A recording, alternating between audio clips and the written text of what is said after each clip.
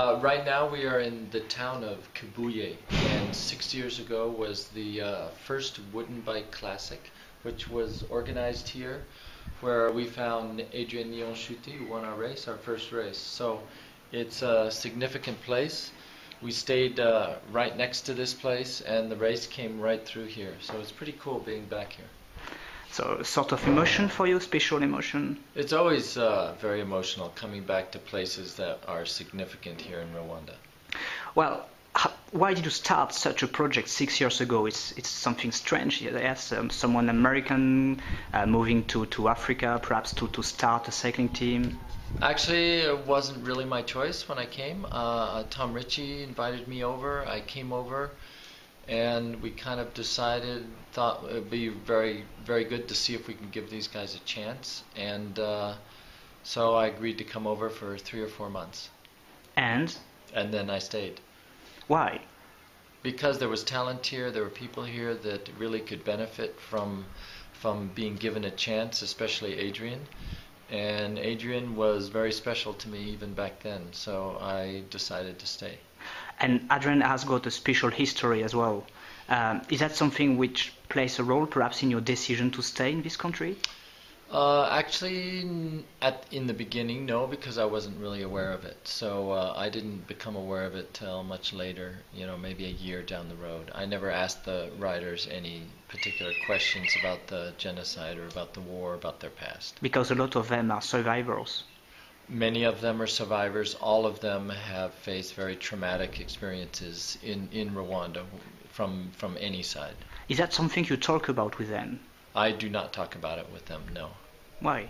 It's not. I'm here to help change their lives through the bike, and that's just one thing I don't really address or talk to them about. Do you think it may perhaps their character tougher, their special history? I think they're already very tough, and I think the bike is a way of kind of meditation for them, for some. I know Adrian rides his bike because it definitely helps his past bad memories. So that could be a way of kind of healing. I think the bike has been a vehicle of healing for many of the riders.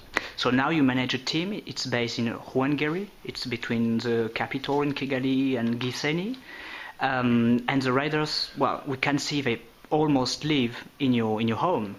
For many parts of the year, yes, they do live at the house quite often. 5 days a week they're there. They get to go home on the weekends. And it's a very unique experience. And how many riders are involved? We have between 16 and 20 riders, 22 riders that come to the house every week.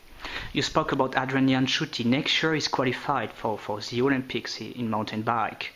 Does it mean you will follow him, especially next year? Next year I will make sure that I will help him in his program and his racing schedule. He'll be slated to go to Europe prior to the Olympics and train with the top riders in Europe that will be also riding the Olympics. What's the main difference, or the main differences between now and what the team was perhaps 6 years ago? 6 years ago, it was very limited in what we could do. I was pretty much alone. We would go to races. It was. Now it's a lot of work, but back then it was more just trying to survive with the team. It was a lot different. Their bikes are really much better, and they are also much better. The bikes are much better now. The equipment is top quality equipment. We have more sponsors, and definitely they've been training a lot more, and their fitness level is a lot better. That's your goal. Perhaps do you expect to launch one day a continental team, or what do you expect? One day, perhaps it is possible. We maybe even next year launch a continental team where I can take riders from here and other neighboring countries and go to Europe and race.